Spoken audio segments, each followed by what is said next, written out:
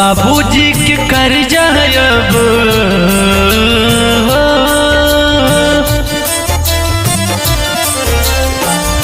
बाबूजी के कर्जा अब लहुटब चुकाई के जहतनी कमाई दुख दूर होई माई के जहतनी कमाई दुख दूर होई माई के भोले खाना खाए परी हाथ से बनाई के जहतनी कमाए दुख दूर होई माई के जहतनी कमाए दुख।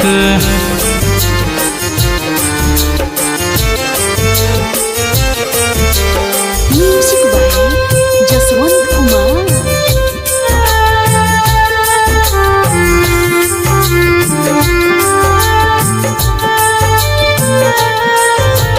पेड़ लगावलस महाई ते छाव कहे न पाई, छाव कहे न पाई।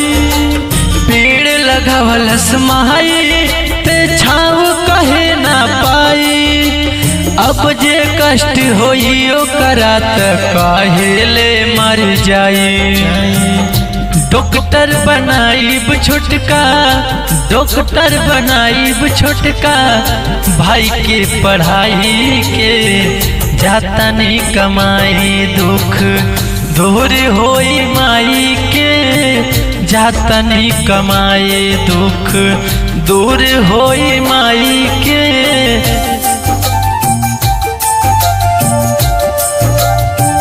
जातनी कमाई दुख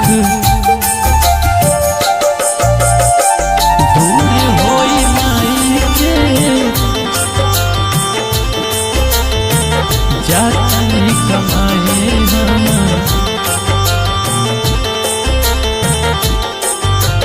बहवे मजबूरी बनावे परी घर से दूरी, बनावे परी घर से दूरी। बहवे मजबूरी बनावे परी घर से दूरी। माई बाबू खुश रही तबे नु सपना पूरी।